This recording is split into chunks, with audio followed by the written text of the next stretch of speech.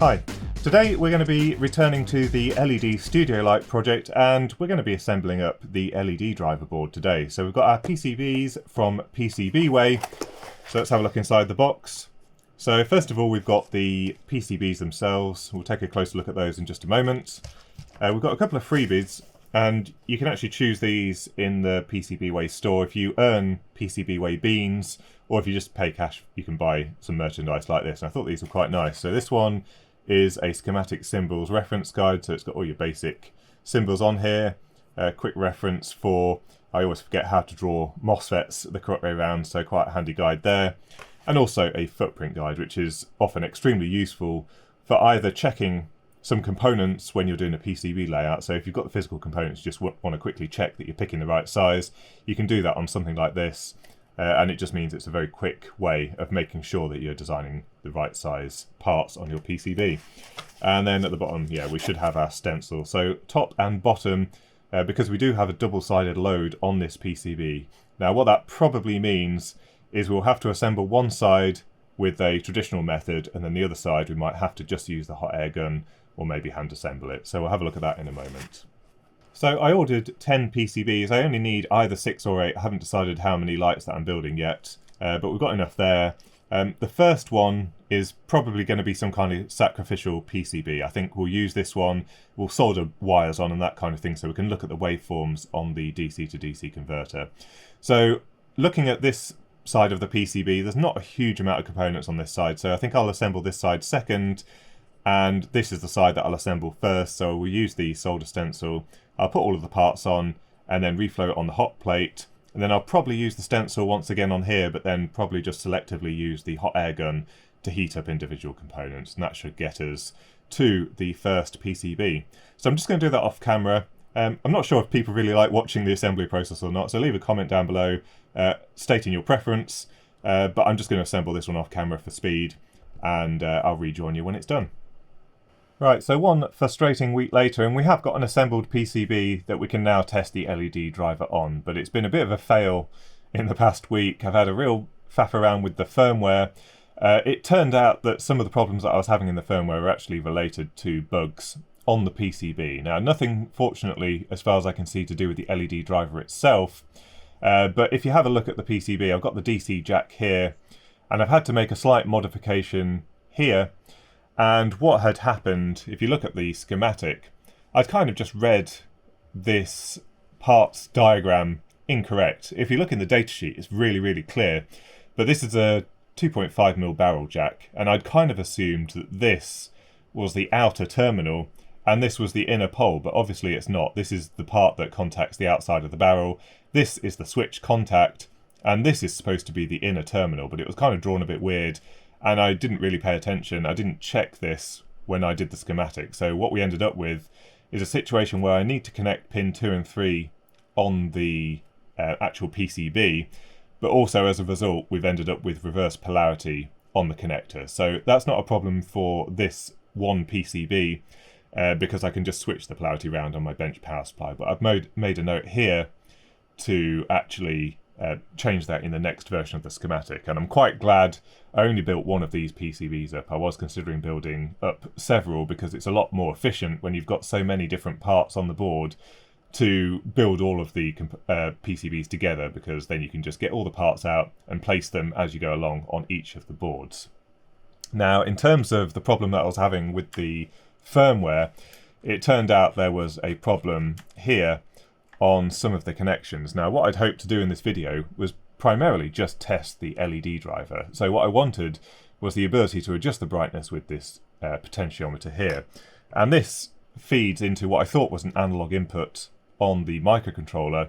So when I was laying out the PCB, I fed in the LED current here into analog input 0, the anode's voltage into analog input 1, and I'd kind of just assumed or misread that the other 3 pins here were analog input 2, 3 and 4, but in fact they're not analog inputs. So I was wondering why I couldn't read the brightness or any of these 2 inputs either. It turns out the analog inputs continue over here onto port B. So I just completely misread this. I can't use these because these are the programming pins. So I'm going to have to do a little bit of jigging around with the pins. What I'd like to do is to redo the schematic but keep the layout in terms of components exactly the same, so I can use the same stencils and everything like that. I don't have to reorder that, but it does look like we've got to respin this board. Now, since this is pretty much going to be a sacrificial board, I do need some of those readings. For example, we've got the temperature sensor input from the LED board, and I feel like that's quite important because we're driving a lot of current through these LEDs, so I need to get this working properly. But this is pretty much a sacrificial board now because there are some bugs on there. So what I'm going to do is I'm going to solder some wires onto some of the important points around the LED driver, and we're going to have a look in detail how this is working and if it's working properly. Now, to support this, we've got a new piece of equipment in the lab, very kindly provided by Pico Technology, and I'm really quite impressed with this. So this is the first time you'll have seen it. I have been using a Picoscope for some of my other videos, but it's really quite an old one and it wasn't working properly. It had got some damage on one of the inputs. But this is a Picoscope 5000 series, and the nice thing about this one is it has multiple different settings for resolution. So unlike my Rigol scope, which is fixed 8-bit resolution, we can set the resolution all the way up to 16 bits, trading off, I think, the number of channels that we have available. But what it means is we're going to be able to really nicely look at some of the very subtle waveforms on here and see them in good detail on the PC. And this kind of setup works better for me than a standalone oscilloscope. I really don't have enough room on the bench for anything else. And generally speaking, because of the setup that I've got my monitors right in front of me, this is much better for me because this is nice and compact. We've got 4 channels plus the MSO capabilities, and also for you guys, you're going to be able to see the waveforms nice and clearly. So a big thank you to Pico Technology for sending this through. I may do a review video, but you're pretty much going to see this in most videos where we're going to be probing some electronics, because this is a really nice way to get this onto video.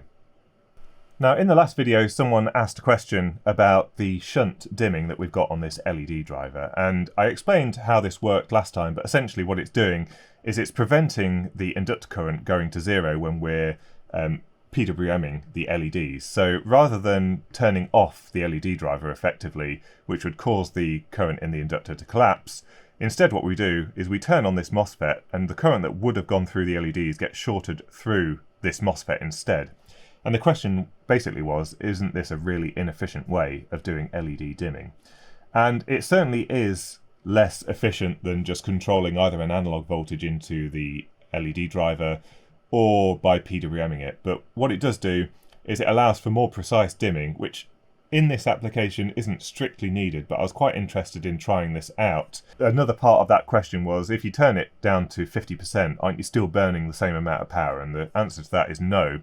Because when you actually activate this MOSFET here, we only have the resistive losses through the MOSFET here, through the inductor, through this MOSFET as well actually, and through this MOSFET here, rather than having the big LED string that has quite a large voltage drop across it. So we're dissipating a fraction of the power.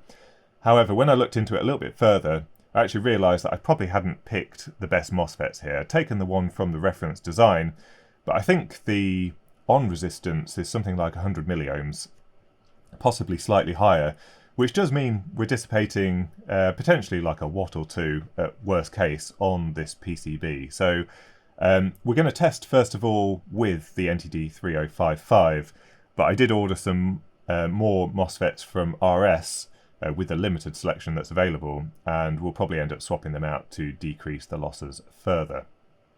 Right, so I've hooked up the LEDs in the 3D printed part, and you can see that the LED driver is working. We've got a couple of fans running because the LEDs obviously get quite hot, so the fan that's attached to the heatsink is running in there. And I've programmed the microcontroller just temporarily to ramp up the brightness, just so I could check that everything was working properly. Now you can see there's quite a bit of ripple on the screen, and someone obviously mentioned why not use analog dimming instead, and it will save any flicker like this. Now I've purposely chosen quite a low PWM frequency because I want to be able to see the waveforms nice and clearly on the oscilloscope. But yeah, once we've proven that everything is working properly, we'll see what we can take this frequency up to and see if we can still control the brightness properly. Because one of the problems with the standard dimming pin on these LED dimmers is that typically the maximum frequency you can use is something like a kilohertz before the dimming becomes really non-linear. With this shunt dimming, we have much more precise dimming at much higher frequencies.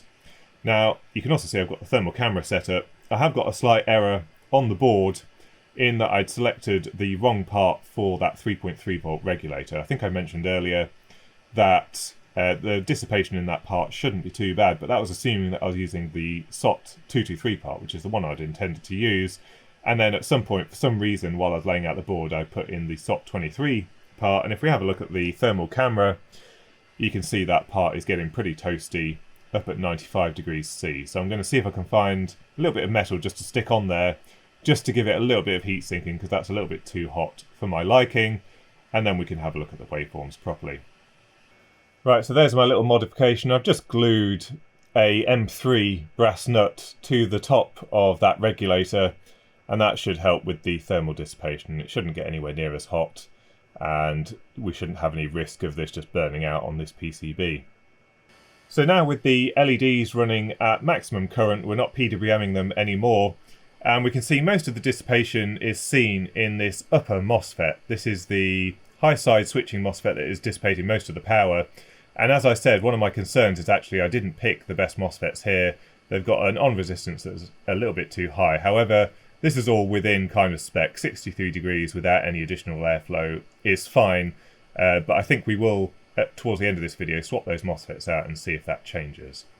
Right, so the oscilloscope's all hooked up to various points on the PCB. Unfortunately, it's not completely ideal because we've got these ground leads. There's really not enough place on the PCB to have the little spring clips, especially when you're trying to monitor 4 channels at once. But what we've got on the screen here is some of the waveforms. Now I'll put an overlay of where each of the probes is connected, but essentially in blue here, this is channel A. This is our gate drive into that upper MOSFET, which is basically showing us our duty cycle into these LEDs. So LEDs being driven at maximum current, and one nice thing on the Picoscope 7 software is it's really easy to take measurements. So you click on measurements here, we're looking at source A, and now we can look at things like the frequency, and we can also look at the duty cycle, and those appear at the bottom here. So we can see the DC to DC converters configured for 500 kilohertz operation. There's an RC network, and I configured that for 500 kilohertz. And we can also see the duty cycle.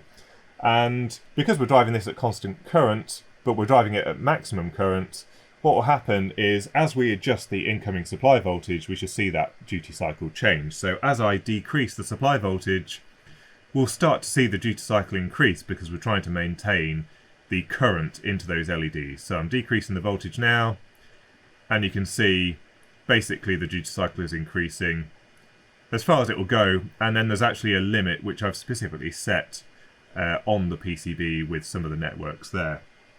Now as I increase the supply voltage, we should start to see the duty cycle decreasing, and as we get to about 24 volts we see the duty cycle somewhere around 50% because we're driving the LEDs. The forward voltage of those LEDs is around 12 volts. So I'll decrease the voltage a little bit so we just decrease the dissipation in that voltage regulator a little bit. But if we go to the green channel, which is our LED voltage, we can actually see that on average we're driving the LEDs, those 2 LEDs in series at about 12 volts. So that seems to be working exactly as it should do. We're getting quite a nice waveform, and as we increase the time base you can see that's all looking good. So a nice regular waveform. So what we'll do now is we'll start applying a PWM waveform to the input of the DC to DC converter and see how that shunt dimming actually works. Right, so now we're driving the LEDs ramping up and down in brightness.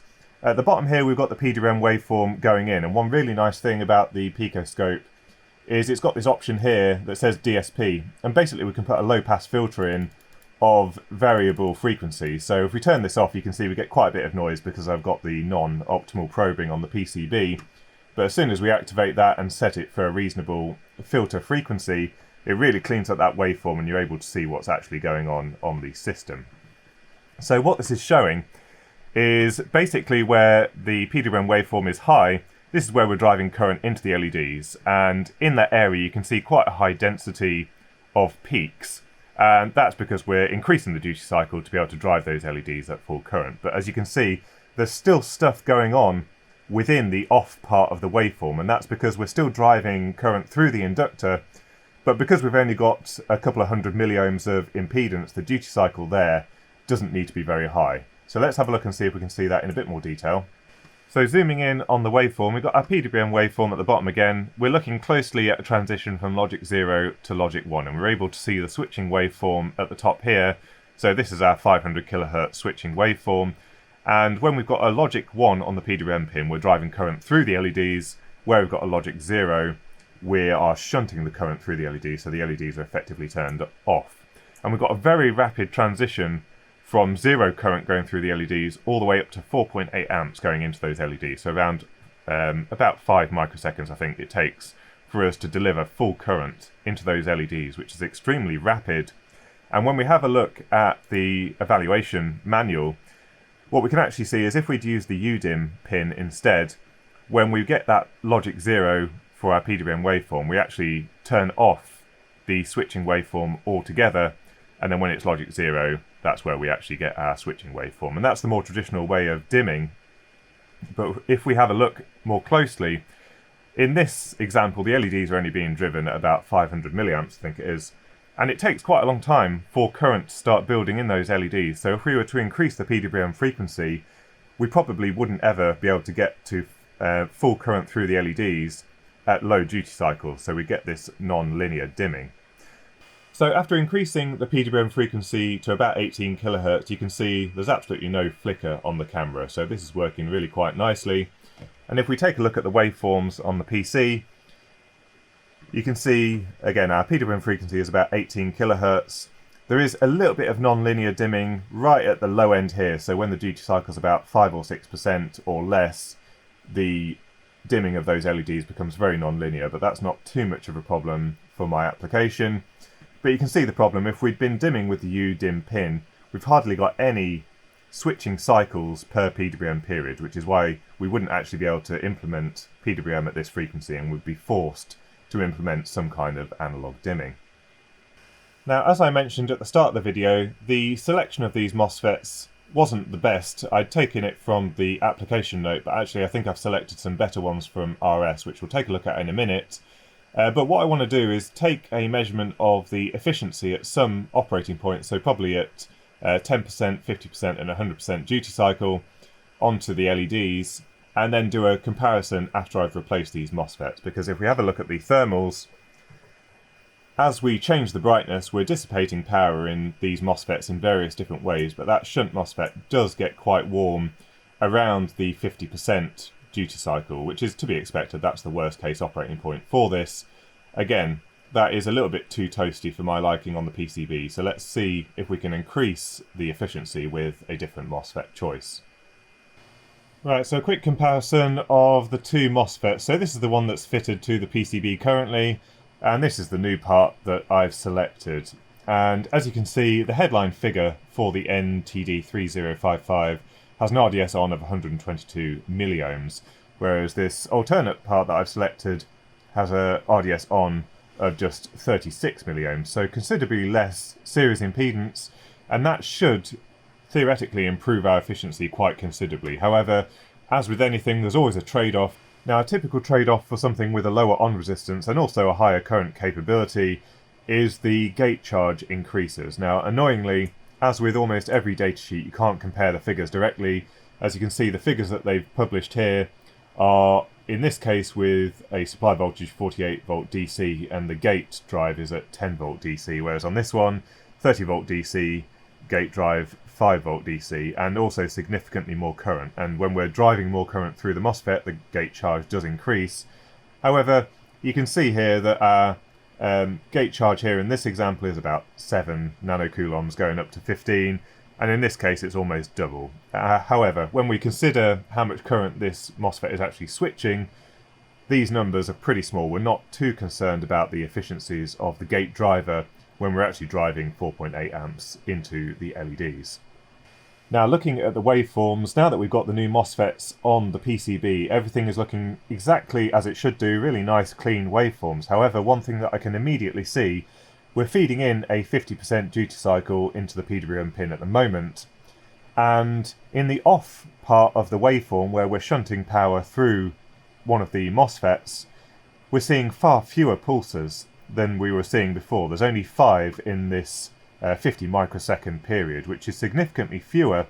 And the reason being is because now we've got less series resistance through the circuit, less power is actually being dissipated in the electronics there, so the LED driver is having to drive less power into those parts. So it does look like we should be seeing some efficiency savings. And when we take a look at the thermal imager, we're actually seeing less dissipation in the shunt MOSFET. As you can see, this is sitting there at about 40 degrees C. Previously it was sitting at 60, going up to 70 degrees C. So definitely some serious improvement in the efficiency on the PCB. So I think this is a good selection of parts to have on the board in the next revision.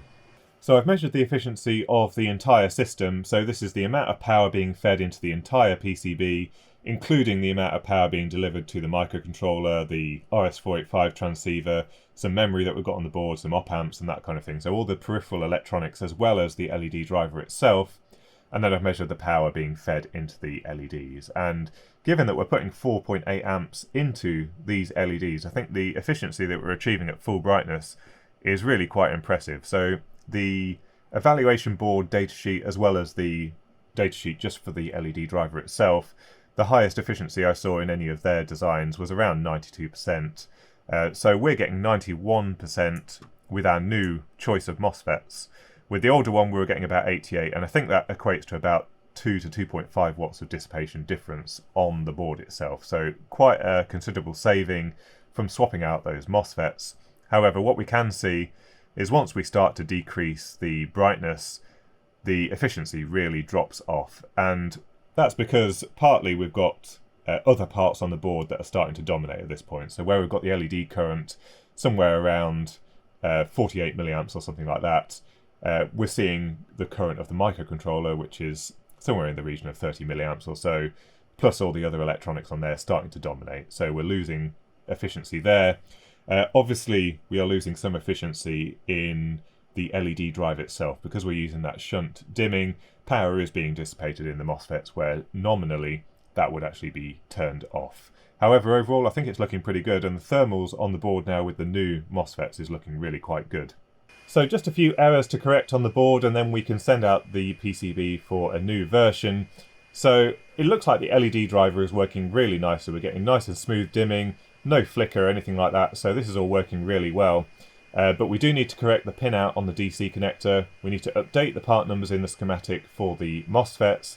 We need to do something about the linear regulator supplying the microcontroller and all of the electronics on this side. And we also need to reconfigure the analog inputs on the microcontroller. And I think also I'm going to have a look at whether we really need all of the other stuff on the board. I put a flash chip on the board, for example, so that it could store some information, maybe the RF address, that kind of thing, if I implement that RF interface. But it might be quite nice to try and feed an analog output from the microcontroller into the LED driver, and then in the next version we can compare the analog dimming with the shunt dimming that I've implemented on the board as it stands. Although I think for my purposes the shunt dimming seems to work quite nicely. So given the situation in China at the moment, I'm not sure how long it's going to take to get some new boards made, but I'm going to make those changes and then immediately send them out for new boards, and we'll see how long it takes to come back. I'm not in any great rush to get this project finished, but it would be nice to complete it because I've got a massive box of components. I just want to get them put on the PCB and then I know what spares I've got for other projects.